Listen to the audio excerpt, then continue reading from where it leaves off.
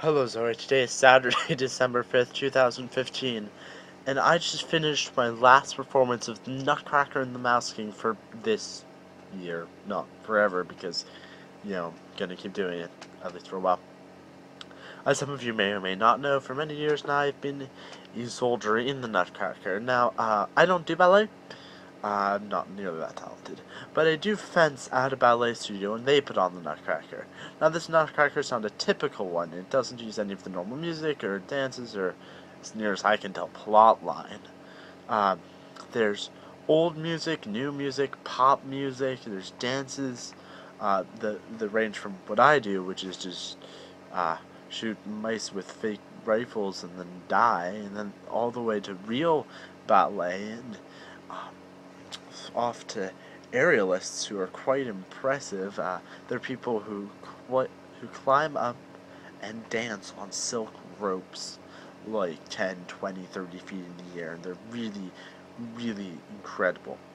Anyway, this Nutcracker was based directly, adapted really, from the original hand-translated novel, which was hand-translated by one of the owners of the studio. In it, there's an uncle or grandfather, I've never been quite sure, who brings home the Nutcracker to these two kids, Fritz and Marie. In the winter, some difficulty getting to the house. He arrives just after a party. Both Fritz and Marie want the Nutcracker. By the way, they're siblings. Marie wins, at least temporarily, and takes it to her room. At this time, her toys come to life and start dancing about the place. Then the Mouse King comes in and attacks her toys, but they escape. And then he turns to Marie, and at that point the Nutcracker animates and starts to fight him. But the Mouse King calls in a bunch of other mice, and those mice come in and be like, "Bleh, bleh, bleh." And so the Mouse King scares some of them, but then a lot of more come in. So the Mouse King turns around and summons Fritz's toy soldiers to help aid in the battle, and they fight, and the mice win. But then, just as the Nutcracker is about to be defeated, Marie throws down her shoe and scares off the Mouse King.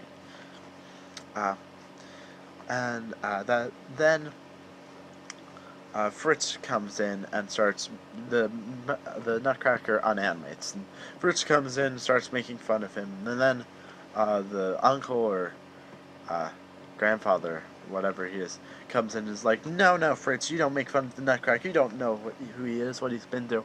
So he tells the story of how the Nutcracker came to be, which is, so there was a Sausage King and a Sausage Queen, and that same kingdom there were the Mouse King and Queen, and the Sausage King loved sausages, and the best sausage maker in the kingdom was the Queen. But the Mouse Queen wanted some sausages for her baby mice, and so she took some so that her baby mice could not starve to death. But enraged by this, the Sausage King and Queen trapped them and killed the baby mice. At this, the Mouse Queen yelled that their child would promise that their firstborn child would be cursed. They were like, okay, whatever. Eventually, they have this child, and they're super protective of it. Anyway, they have cats to guard it at night. In the ballet, they throw it around the stage while saying that they're super protective of it, so it's really funny.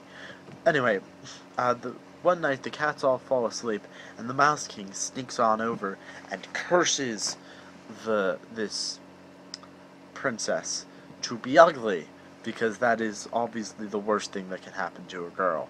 Totally. Anyway, they want to break the curse. Eventually, the court astrologer realizes that 3 things must happen to break the curse. 1, nut must be found. 2, a man who can crack the nut in his jaw must be found. And 3, that person has to take 7 steps backwards. After many tried and failed attempts, the Nutcracker shows up, takes the nut, breaks it, and feeds it to the princess, just as he's supposed to do, and then takes a few steps back, trips, and falls. The curse backfires, and he turns into the Nutcracker, and the princess is beautiful. And that is it, Zoe. Goodbye.